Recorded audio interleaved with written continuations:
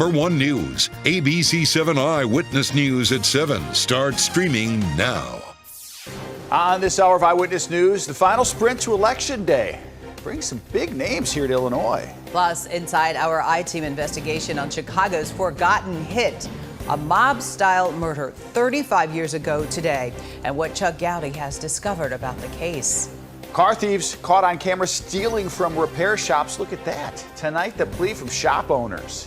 And it's a story that's all new at 7 tonight on this Friday, Sleep Out Saturday, an effort to help the homeless. And for one woman, the journey starts tonight, and it won't end until she hits her fundraising goal. A bit later this evening, meet Chicago's Donut King as he celebrates 50 years on the job. Can't wait to meet him. All right. Well, thanks for joining us, everybody, on the Stream Team here on this Friday night. We have a lot to get to, but first, it is the last weekend before the general election, and that means a huge weekend, of course, for campaigns with some visits from political heavyweights. Right now, we're waiting for President Biden to arrive here in Chicago. That's expected to happen at any moment now. Vice President Kamala Harris will be in Chicago on Sunday. And on the Republican side, Republican leader Kevin McCarthy is raising money for 6th congressional district challenger Keith Pecaw. That's happening in Oak Brook tonight. Incumbent Democrat Sean Casten scheduling a town hall meeting at the same hotel before an event with President Biden tonight. Political reporter Craig Wall has more tonight on these last-minute sprints for votes. Illinois getting a lot of attention this weekend. Sean Casten hosting a town hall meeting here before going to Rosemont for his fundraiser with President Biden. That town hall scheduled in the same hotel at the same time as his rival Keith Pecaw's fundraiser with Kevin McCarthy. Heavy hitters jumping into the Illinois political ring this weekend with control of the House on the line Tuesday. House Republican leader Kevin McCarthy fundraising with Keith Pecaw with the 6th district race tightening. You know, there's a lot of places I can be with 4 days before the election, but I'm here because this race matters. This race is a toss-up. This race is a fundamental change that we can have in Washington. I always felt from the moment I got in that we were going to win, and I think that you see from the momentum that's out there that we're going to win, and Leader McCarthy's been very supportive from day one. On the other side of the hotel, Sean Casten and Dick Durbin hosting a town hall meeting on Social Security at the same time. Casten then hustling to Rosemont for a fundraiser with President Joe Biden. The president's a friend, and I'm delighted to be seeing him tonight. This is a purple district. It has always been a purple district.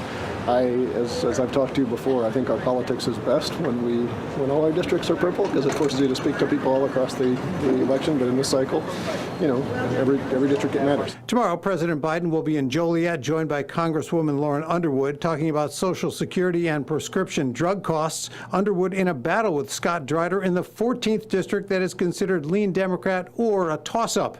On Sunday, Vice President Kamala Harris will rally with Governor Pritzker and other Democrats in Chicago to get out the vote. Tonight's fundraisers for Casten and Pecaw may not be so much about the money, but the political optics for voters. I am delighted to be taking Kevin McCarthy away from whatever else he was going to do to come out here to the 6th district. We're going to hold this seat. Remember, it's a lot about turnout, and a lot of folks in Illinois have already voted. And so the money isn't going to matter quite as much at this stage of the game, but they got to get people mobilized. And that's what the political heavyweights are doing here this weekend, hoping to fire up the base and get their supporters to the polls over the next 4 days. In Oak Brook, Craig Wall, ABC7 Eyewitness News. Craig, thanks so much for that. Now, a show of force downtown today as Chicago's top cop announcing detailed security plans for Tuesday's midterm election. Superintendent Brown and police officials telling the I-Team officers will check each polling place during their shifts. He also said addresses of the polling places located in specific police beats will be announced at police roll calls, so officers are prepared in case of any disruptions. This basically is us making sure that our elections are without threat and fair. We've monitored the intel across the country. We haven't had any Chicago-specific threats to our election. And the state's attorney's office says that Cook County's election integrity phone and email hotlines will be ready to handle any related issues. Turnout for the midterms is on pace to match the 2018 election. Surprise is that the pace has picked up quite fast now. Early voting overtook vote by mail as of last evening. Cook County may exceed 2018 numbers, and in DuPage County, where there are several competitive races, more than 100,000 voters have already cast their ballots. And you can always check our online voting guide for information about the candidates and polling places. It is available on our website and on our news app. And be sure to watch ABC7 on election night. We'll have results and reactions from the big races all night long, starting right here on Eyewitness News at 7 o'clock on the Stream Team Hour of Power. You can watch us wherever you stream throughout the evening. You ready? Yeah, for the weekend. Yeah. Right, that's good. Living for the weekend. We'll get ready for some strong wins this weekend. I meant election night. I know you knew that. Okay. It's going to be great. Yeah. We start here for an hour, and then you and Alan continue, and we go late into the night. You've got some really innovative technology. Yeah, we're working on a for touch us screen. I that can't night. do what he does, though. I'm not in front of a green screen like the pro here. You might be able to try it, though. Larry could teach us something. You know, he's a scientist, so he's an expert at all the gadgets and technology. So, but I don't know if he has anything in his wheelhouse that will help all of that extra air that's going to be blowing tomorrow. And I did take all of my Halloween decorations down, Larry. So like all of them, because you've got me concerned about tomorrow. Yeah, and it's going to pick up overnight tonight, and especially tomorrow morning is when we're going to get the highest wind gusts. Not only would any Halloween decorations blow away, but I think all the leaves are going to come down during the day tomorrow because these winds are going to be really, really high. So we've got this wind advisory in place from 4 a.m. to 7 p.m. tomorrow throughout the entire day. Winds will pick up tonight. We'll get some gusts upwards of 40 miles per hour, but as we start the morning tomorrow, those gusts get upwards of 50 miles per hour around 7, 8, 9 o'clock in the morning, and they stay strong through the lunch hour. They'll still be pretty gusty in the afternoon, but maybe not 50 mile per hour gusts probably around 40 to 45 in the afternoon tomorrow. Still a little bit of rain showing up on Live Doppler 7 Max radar. A little band here of a brief shower moving through parts of McHenry County, drifting down into parts of Kane County. Some more scattered showers farther to the west. There's a whole lot of rain farther to our south and west in parts of Missouri. We're not going to get a ton of rain tonight, but there will be some passing showers, maybe a rumble of thunder. Look at these temperatures, though. It's 74 degrees here at 7 o'clock in the evening in November at Midway. But overnight tonight, you can see a few stray showers will be possible. Temperatures drop into the 60s tonight, but then tomorrow will drop into the 50s after these rain showers move out. We'll time out the rain and talk about the wind more in a few moments. Yeah, that warm air there. All right. Thanks so much, Larry. Now to some breaking news tonight. The principal of Jones College Prep is being removed from his duties by CPS pending the results of an investigation into an incident that happened on Monday. That's when a student wore a German military uniform to school as a Halloween costume. A video being shared on social media shows the student goose-stepping and giving a military salute while being booed by the students. Chicago Public Schools says it has launched a full investigation. We showed this to you earlier on our newscast. Frightening moments during the afternoon commute on the Stevenson this afternoon. Do you see that? A tire flying off an SUV right into the driver's side window of this semi. You can see that tire jammed in the window. This happened near the First Avenue exit. State police say that driver of the semi was taken to the hospital. That is scary. Wow, it is to look at Right it. up and shattered that thing, yeah. Wow, we are hoping that the truck driver there is doing okay tonight for sure. Well, Chicago police issuing a warning tonight about two child luring attempts that happened within hours of one another in the South Austin neighborhood. Both incidents happening along West Fulton Street, one at North Parkside Avenue just outside Duke Ellington Elementary School, and the other just a block away at North Central Avenue. It makes you angry, it makes you sad, but these are things that have been going on. You know, I'm just glad that it's out there. I'm glad the children are safe, and hopefully we can prevent this from happening to any other children. Police say the suspect's description of both incidents are the same, but the vehicles match.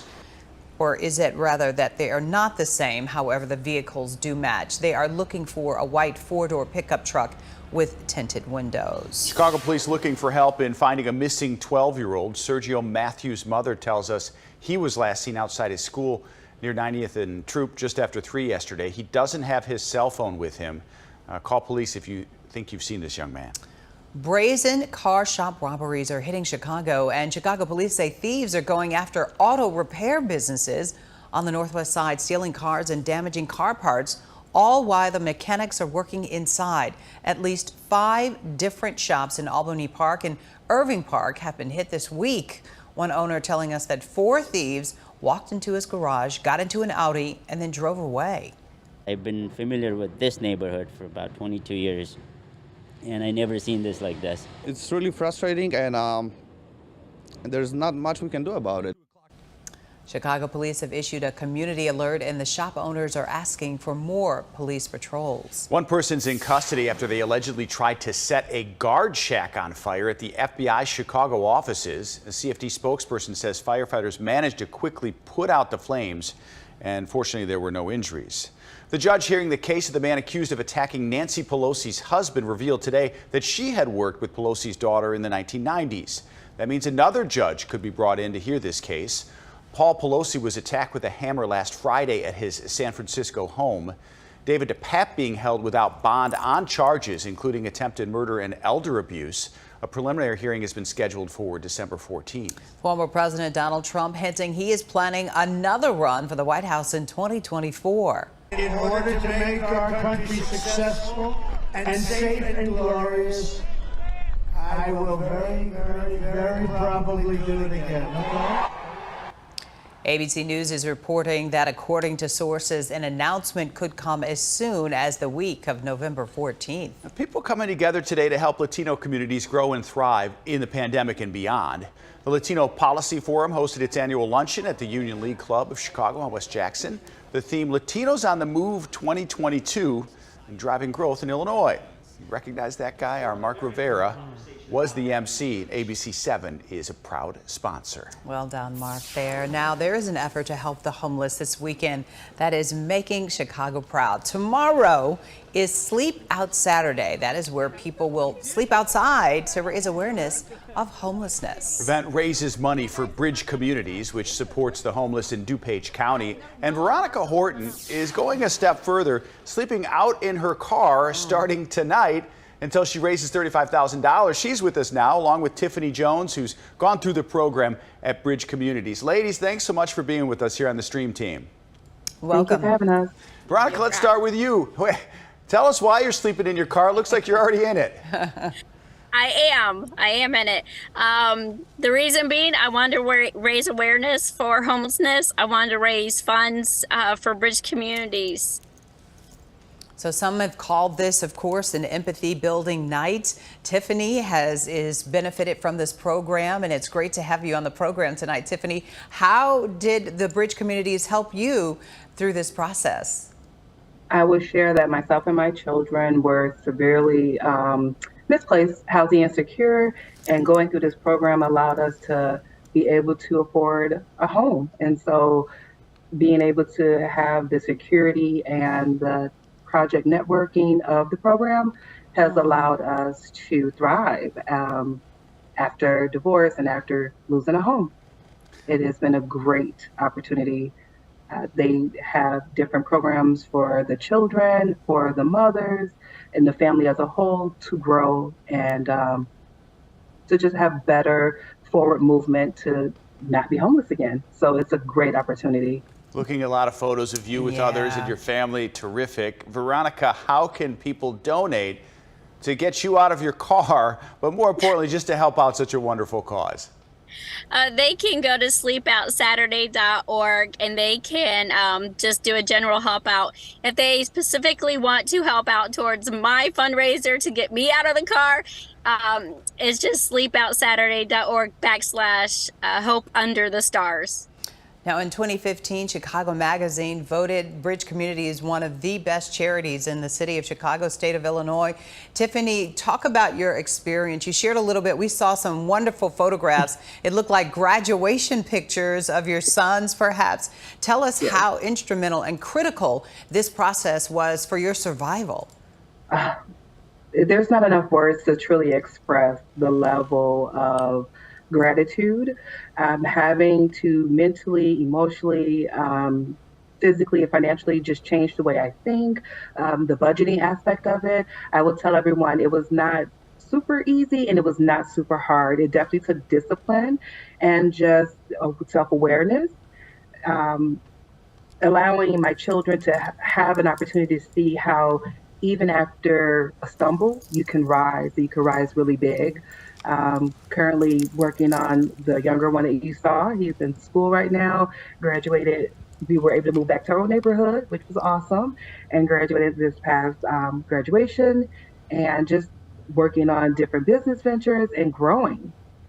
What do others who are in the program now think about you sharing? Because I've got to think early, I can't even wrap my head around how it must feel, but then they meet you. How is that interaction? With your children? Well, I will share that they love us and we love them back. You do have an opportunity to go through the program for 2 years. We did it in 18 months. And so again, following the rules, following all the regulations that are required. And a lot of people are like, wow, how did you do that? I said, it was a lot of just pure self-awareness. And also having my children there wasn't super easy. You know, we grew up in a 4-bedroom home and they had the things that, you know, I guess a typical family of, you know, of 6 would have. And so having to retrain our thinking to understand this is just a hurdle and this is not the end. And so now, again, having the children help me in a baking business that I do that we use for therapy that really helped us. They were able to finish school and do so feeling secure. It was a couple of hard days of not knowing where we would be, how long we would be there. So Bridge offered just a wonderful, warm family. So they are now family. The ladies who helped me throughout the transition of the program, and they're there with you at every step of the way. You're not doing this alone. It seems like love is the #1 ingredient to this program and bridging the gap in transition. But we've got to talk to Veronica. She's outside in her car tonight. It's supposed to be super duper windy over the weekend. It's already starting up. I see some things flying outside our State Street studio. Veronica, what are the conditions? What do you have for food, entertainment, plugging in for the phone? Set the scene for us. I do have a battery charger for my work laptop, and I have an iPad and stuff. So I do have some little creature comforts like that.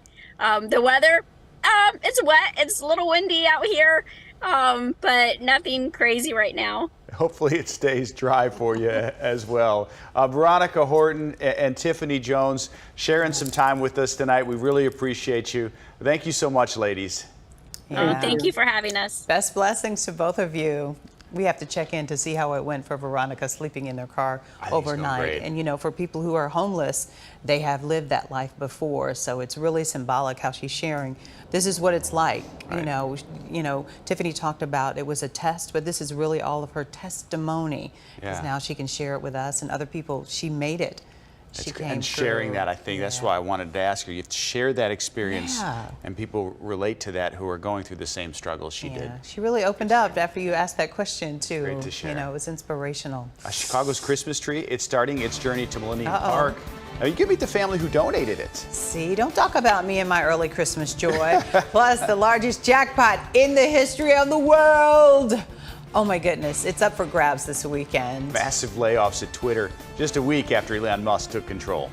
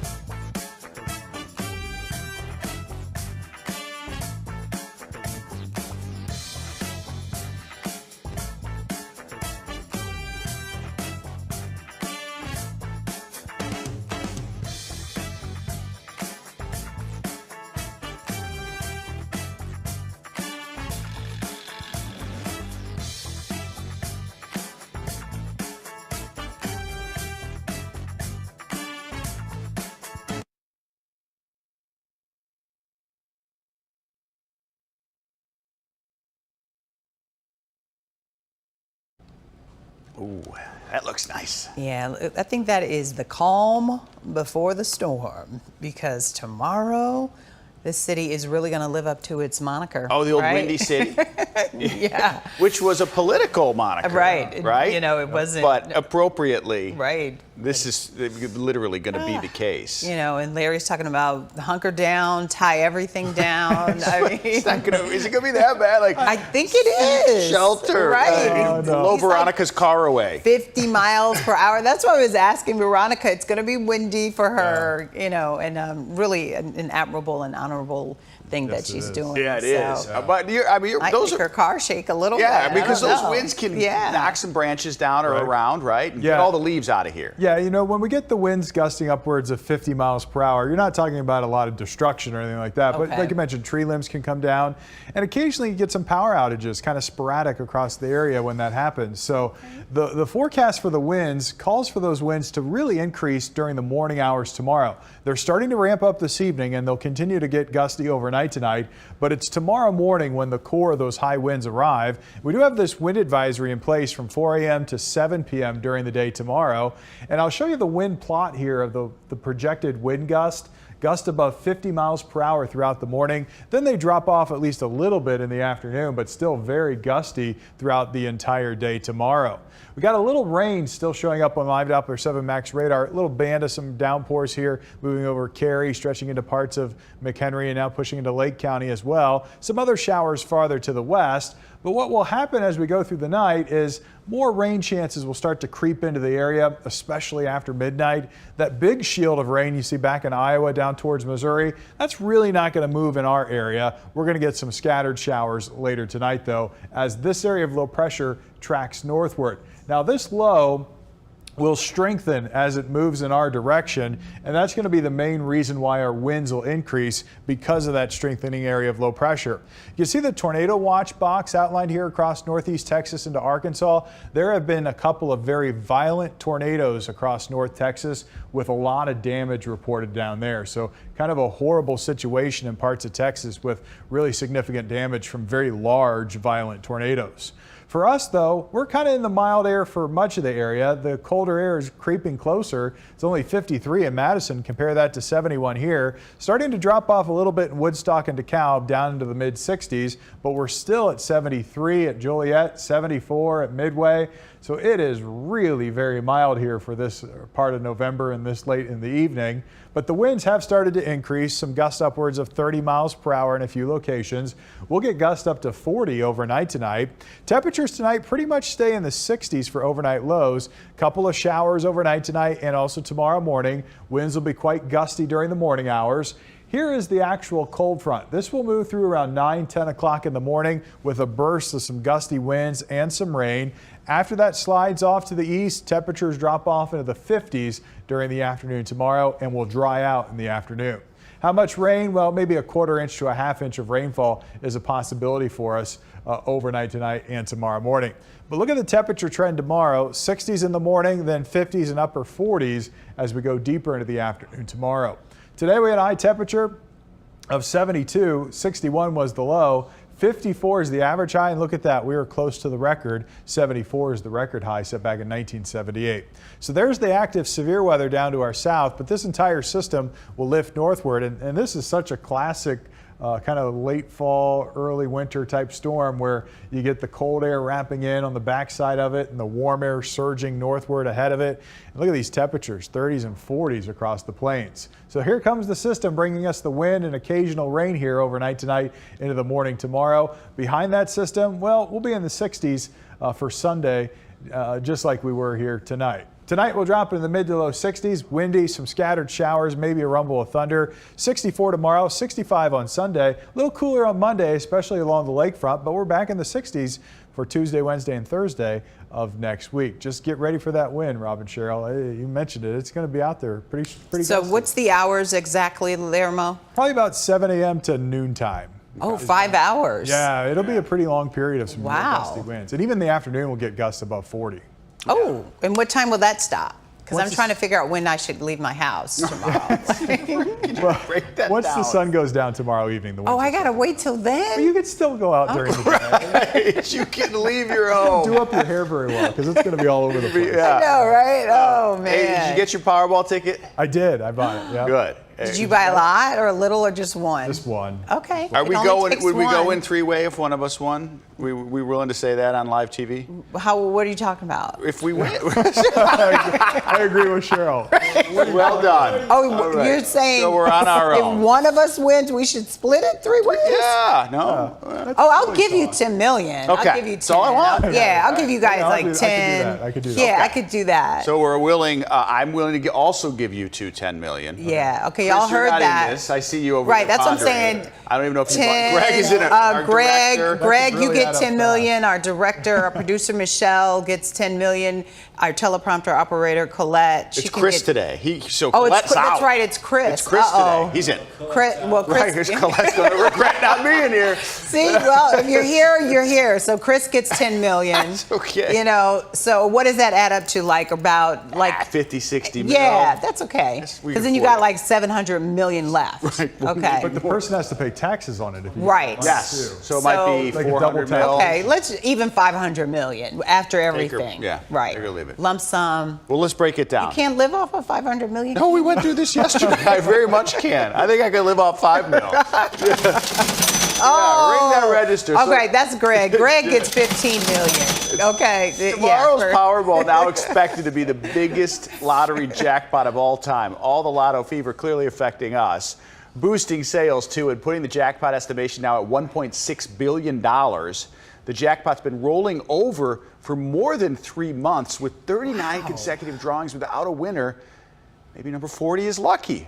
Play that, right? Okay. The odds of winning the jackpot won at 292.2 million.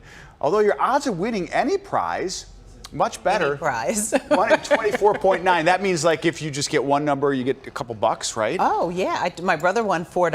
Right, You know, yes, because we corrected it. we Because I didn't want initially, anybody yeah. coming after him because they thought he might have won 40. So, Yesterday you said right, 40 bucks and then Yep, your just sisters 4. were like, no, My it's just sisters, $4. they text me and they said, no, he only got 4. Hopefully he rolled it But over. 4, he can use that 4 to buy some more 40, tickets. yeah. 4 to buy more. $20 a ticket. Exactly, with our cash register. Ring Good at it math, up. Yeah. Yeah, that sounds good. I mean, yeah, all right. Well, let's talk about TikTok users. Okay. Reporting an outage this afternoon. Many people seeing a no internet connection message while trying to browse their For You page inside the app. Down Detector saw more than 75,000 reports of the issue. Elon could probably use You could buy TikTok. He could probably use a winning lottery ticket because widespread layoffs began today at Twitter. Elon Musk took over the social media platform a week ago, and employees were told they would be notified by email if they were being laid off. And some claim they found out they lost their jobs when they lost access to their work accounts. Unclear how many people could lose their jobs, although some are estimated it was a few thousand. Twitter employs roughly 7,500 people. Remember, he paid $44 billion for it. Right. He's just getting attacked on Twitter for this. Well, he owns it, so it's Yeah, it's okay. that's a lot of people who lost their jobs. Yeah, though. that's the hard part. It is you know? definitely. Yeah. Up next, our I-Team on Chicago's Forgotten Hit. 35 years after a mob-style murder, what Chuck Gowdy discovers about the unsolved case in our I-Team Insider. Cheryl talks to Chuck about it next.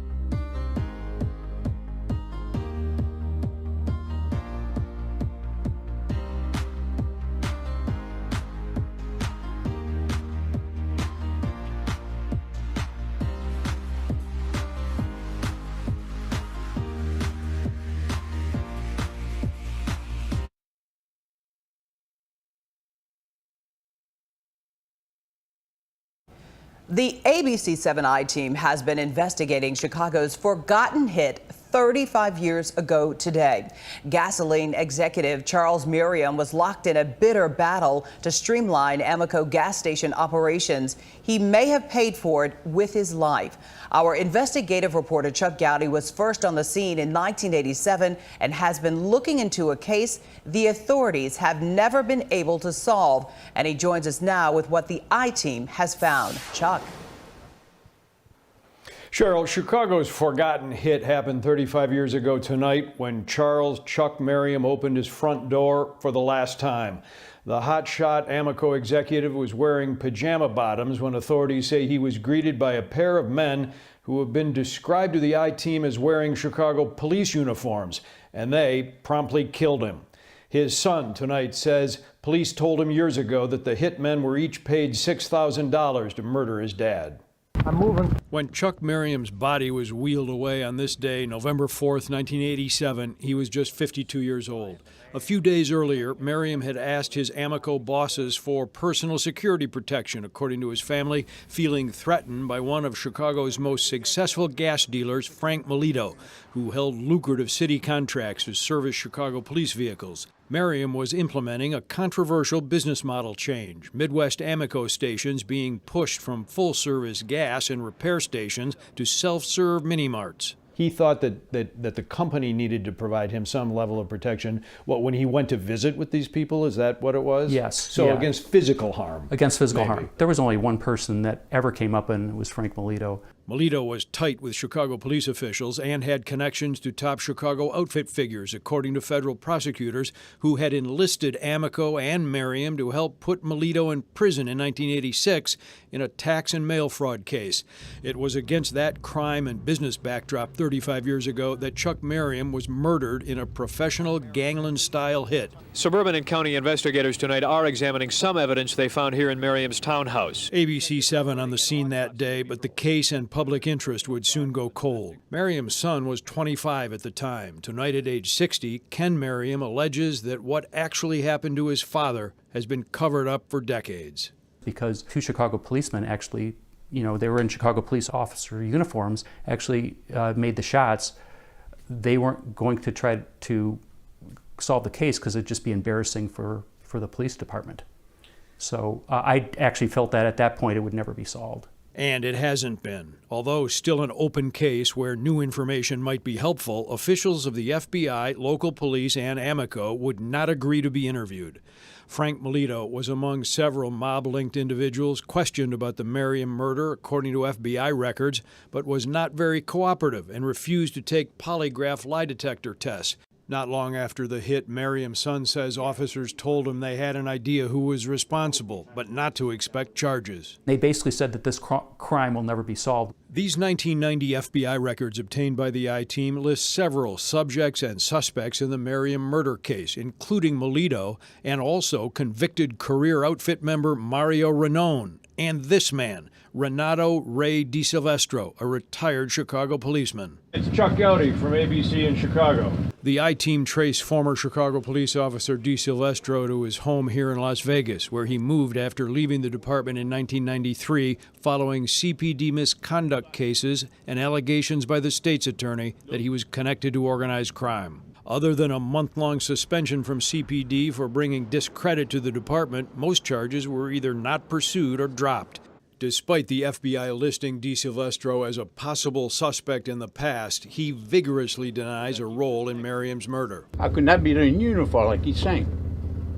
But you could have worn a uniform. Nope. Nope. You didn't do it.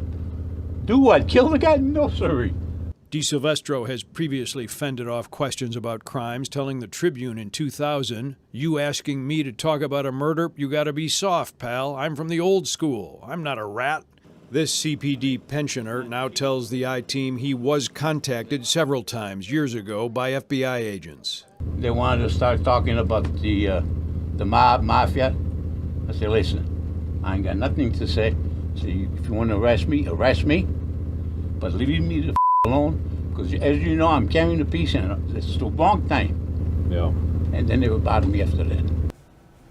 When the I-Team called Frank Melito's cell phone, his son answered and said they have, quote, no interest in setting the record straight.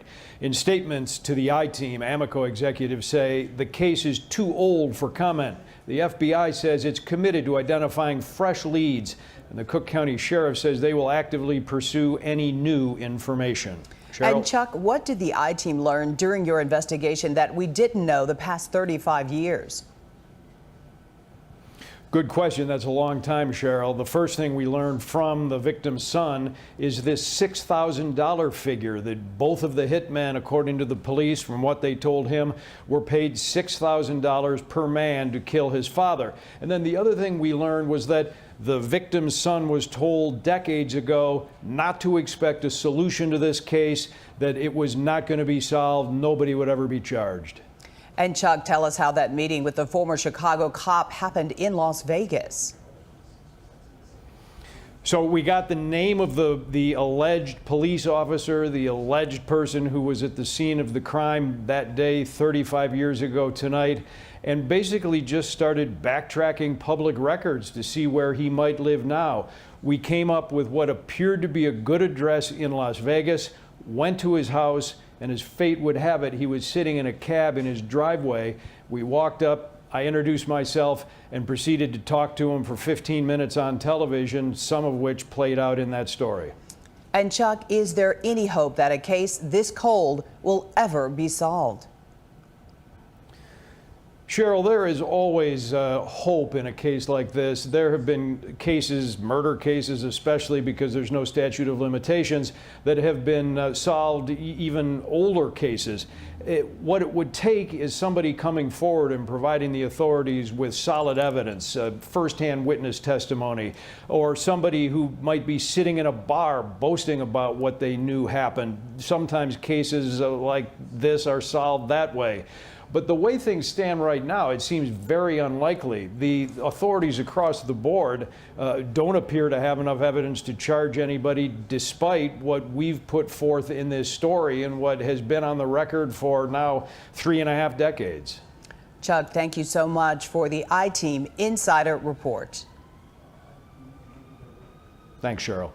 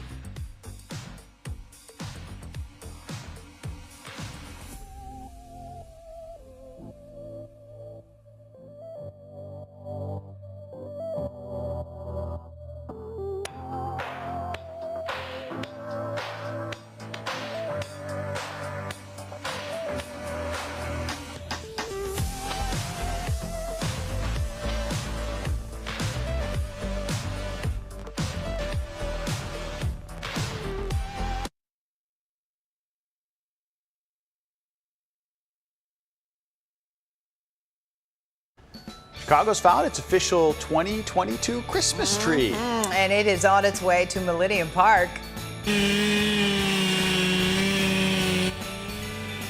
Yeah, take a look at this 55-foot Colorado blue spruce donated by the Glissovic family of Morton Grove. It's been with them since they moved in 33 years ago. Wow. Yeah, serving as a backdrop for, of course, many family photos.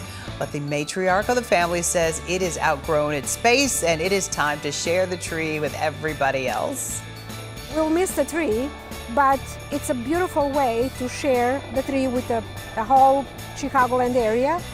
We think it's the best way to start the new holiday season this way. There is no bigger honor. Of gorgeous sunrise behind her. And of course, 2 weeks from today, what you guys doing? You got any plans? Because the tree lighting ceremony for this tree is going to take place 2 weeks from today on November 18th. She's a beaut. I know, it's really beautiful. And can you imagine for the family, they get to tell this forever legacy that our tree represented the city of Chicago. And they're attached to it. I like that it Yeah. means something to them. So it's going to mean a lot when it's down here. They're going to come down here, and they said they're going to do something and symbolic and memorialize the stump that's left behind, and also plant a new tree for generations to come. Love it. So really, really nice. This is also tonight. We're getting a sneak peek at this year's Chris Kindle Market Ooh, souvenir mug. It includes iconic landmarks from each market: Daly Plaza, Gallagher Way in Wrigleyville, and Aurora. Also a non-alcoholic beverage mug, all adding on to the Penguin series in its third year. Aww. The Chris Kindle Market also bringing back its annual hand-painted glass ornament. That's so pretty. Yes, Chris okay, Kindle I like pretzel. that. This Chris Kindle Market opens the 18th. Wait, so it opens the same day as as the tree lighting ceremony. It's a lot going on, and we're taking a live look right now. They are getting ready for the Chris Kendall Market because it takes time. You got to set it up. You got to put the booths up. They've been out there for a while. Ready? So you go to Millennium Park, and then you can just walk to the Daily Plaza. As soon as It's it gets not that dark, far. because it's going to be dark really early, starting on Monday. So, you know, watch the tree lighting ceremony. Get yourself a mug of hot cocoa or a pretzel. Tree ornaments. That would be great. Oh man, see, it's happening just so fast. You think so? Yeah, I mean, the Holiday Lights Christmas Parade is also 2 weeks from tomorrow. We're getting geared up. I know. Oh, wow. Well, let's gear up for something. Hey, everybody outside. Happy Friday. Yes, definitely Friday. Yeah, it's a busy on State Street. People going to see Wicked. Then they're going to cross the street for Joe Bonamassa live in concert tonight. Hey, family. Yeah. Yeah. Beautiful. It's Feel Good Friday, and it feels good. Look at that. 71 degrees on there. You see that, Rob? 71. Larry said not 74. November. I know. We'll take it because Doesn't it could feel like change in a November. week from now. Yeah. Let's talk about something fabulous and inspirational. The Donut King. Yes, there is such a thing. Celebrating 50 years selling treats in Chicago. We have that story next. But first, hey, Larry, what's going on? Hey, got a little rain showing up on the radar. Live Doppler 7 Max radar showing a little brief shower moving through parts of Lake County here from Mundelein, stretching close to Zion and Waukegan. Just a really less than 5-minute shower. There's a little bit more rain back to the west. We've got showers in the forecast tonight and tomorrow morning, but the winds are going to pick up during the day tomorrow. We'll talk about gusts up to 50 miles per hour coming up in my forecast.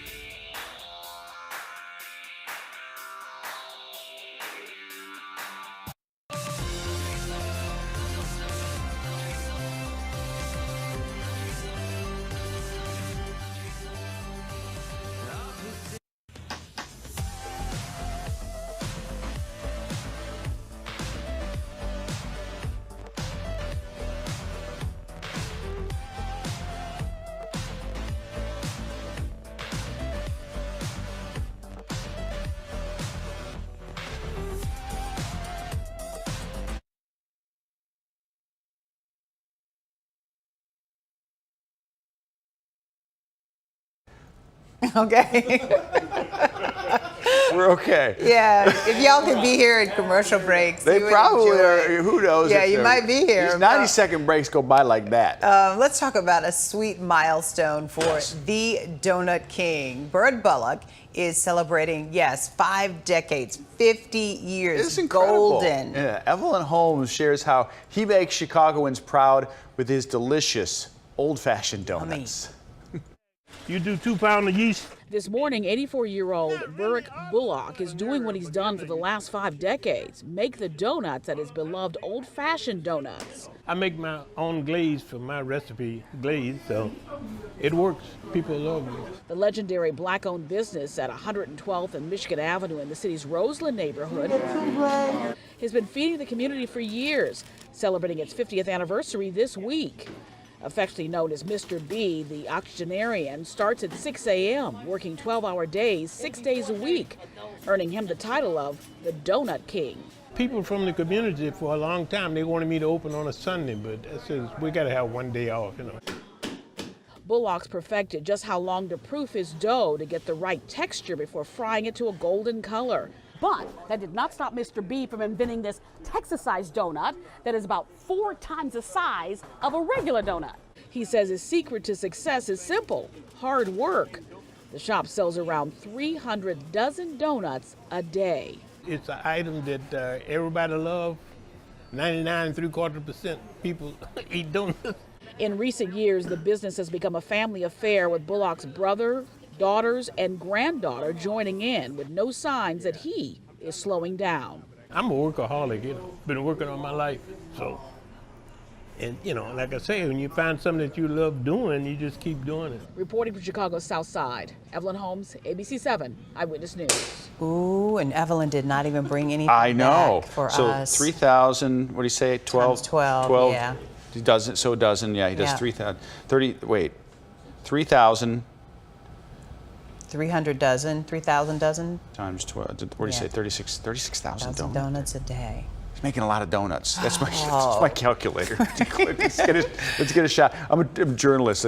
I'm not good at math. I took that Michigan Avenue bus down there to Roseland. We would shop at Goldblatt's. He was there? And that was like a treat. Yeah. For you to get a little extra something. You save your money up. And I mean, it's like mouth-watering, and it's fresh, and it's glazed donuts are my favorite. I like the big one that's thinner. So you get more surface area. And I bet it's glazed. What's your favorite donut? That one, just a the nice big chocolate one, just glaze. a glaze. Just a okay. chocolate Like glaze. chocolate glaze. Yes, okay. I like the Long John. Yeah. But that looks way better. And he makes the glaze himself. Yes, it's that's why a secret, delicious. And you know what? He said he has never missed a single day of work in 50 All I know years. is his work. Wow, and it's not work if you love it, right? What's the saying? Yes, right, exactly. I think that's the saying. It doesn't matter how much you make if you love it, or something like that. His family seems to love it too. He's got his bro helping. Right, generational. Right, oh man. so well, thank you and congratulations, 50 years. Mr. Donut King. Yeah, 50. We're so proud. The greatest albums of all time. Certainly a matter of opinion. There's no Yeah. shortage of opinions here. Okay, but we have a new book out with a complete list, and we'll see if yours is on the list and if you agree. We'll talk about that when I'm we going to come agree back. with some of them. Okay. Maybe not the rankings. Yeah. But there's some on there I read ahead yeah. that you love. Well, it has to have my people on there. Prince and Michael Jackson. Hang on. Okay. Hang on.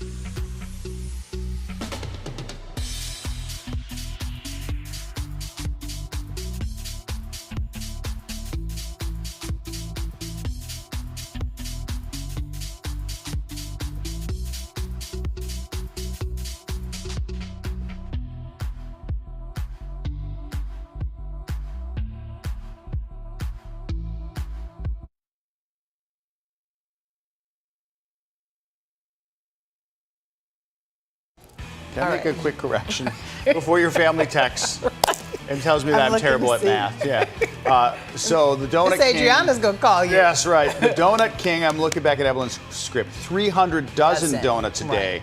That's 3,600 Right. donuts. You said it right at first. Right, and then I botched it. Started hitting buttons. Right. And, 3,600, That's a lot of 36,000. donuts. It's all delicious. You keep going, Donut King. Yeah, we need to take a road Regret trip. the air. Yeah. Yes.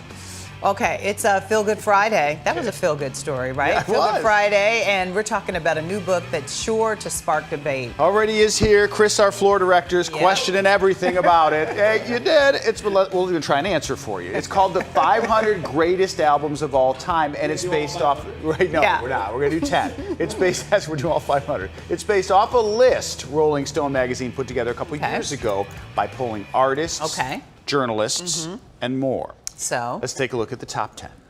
Number 10, you have Lauryn Hill, The Miseducation of Lauryn Hill. Number 9, Bob Dylan, Blood on the Tracks. Okay. Number 8, one of your favorites. There it is. Purple Rain. Prince and the Revolution, Purple Rain at number 8. Yeah, I know it should be number 1, but know, number yeah, 7 right, okay. is Fleetwood Mac's Rumors. Number 6 is Nirvana's Nevermind. We were talking about the Kurt guitar Cobain, yesterday, yes, right? yeah. And now we start with the top 5. The highest ranking album from the Beatles, Abbey Road. That could probably be number 1, too. Okay, number 4, though, Stevie Wonder's Songs in the Key of Life. Oh, that got me through. Yeah, it's right My there. high school and 20s. Top 5, now to the top 3. At Okay. number 3, Joni Mitchell's Blue. Mitchell. Number 2, the Beach Boys with Pet Sounds. That's a really good, I mean, that was like Beatles-esque. They were doing stuff we weren't doing here in America. Yeah. It's really cool. Okay. And the best album of all time. Yes. What's going on? Motown, baby. What's going on? There's the list. There's some good albums on that going on? list. Yeah, Thriller is not in the top 10. It's number According to 12. that. According It was, to oh, it Michelle, is. our producer. Number Yeah. 12. Yeah, so Marvin Gaye, what's going on? Ooh. Mother. Come on, help me out, Larry. Larry's already found. Right, yeah. Come on, Mr. Worldwide. I'm trying to think of it. I don't know. No, we're all just like, she's going to go for it. Right. Yeah. I do. I love that song, and I love when That people remake it. There's too. great songs on that. Yeah, Marvin Gaye was. Those are good ones. You know what you don't see on that list? What? Hair bands from the 80s. Okay. They might be. Well, Nirvana's 90s. Yeah, Michelle, you're right. And kind of like the grunge thing. But and you didn't see any other than the Beatles, no Zeppelin. Right. Zeppelin 4 or any. This is the top 10 we did. They're probably in the 20s, coming up after Michael. Hendrix, the Jimi Hendrix Experience. Right. My first CD ever. Oh, really? Yeah. Okay. Well, it was out much what later. What was the song that you liked off of that? Great. I mean, Are You Experienced? Hey Joe. Sing it for me. No. Come on, because I don't Wind cries, Mary. That's a good song too. Terrible. Don't make me do that. Yeah, you keep your day job with me. Yes, thank you. Right. They want the weather. Hendrix is 30. Okay, Michelle's see? got it up there. Okay. Yeah. There you so go, much Larry. about Did you this have big hair back in the 80s? No, I didn't wonder. have big hair, but I like the hairband stuff. I like Did you have a favorite album, Lermo? Europe.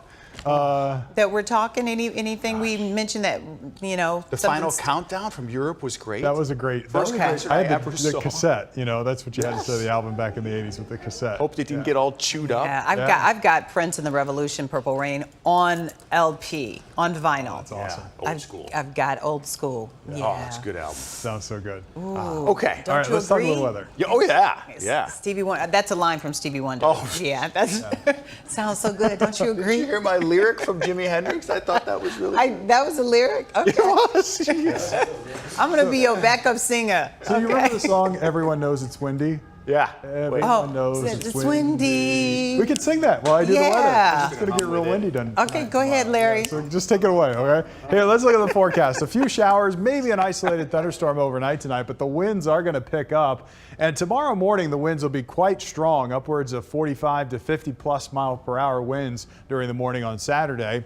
There will also be a few showers in the morning tomorrow, but it'll dry out in the afternoon. But again, be prepared for these really high winds to kick in during the morning hours tomorrow.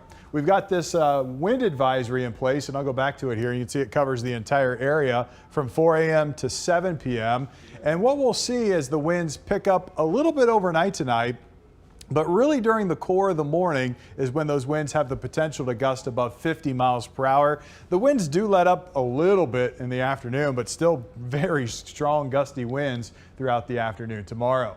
Now our temperatures today are in the 70s, and we're still in the 70s across much of the area. There have been a few little showers across the northern suburbs here in the past hour. Those are kind of drying up. More rain back to the west, and this is part of that larger storm system which extends all the way from Wisconsin clear down to Texas, and we've seen some significant tornadoes across North Texas. Now into Oklahoma, we've seen a couple of very large, violent tornadoes. Arkansas has a tornado threat here this evening, and even Louisiana as well. But there's the area of low pressure that will track northward, and as it draws northward, our winds will increase.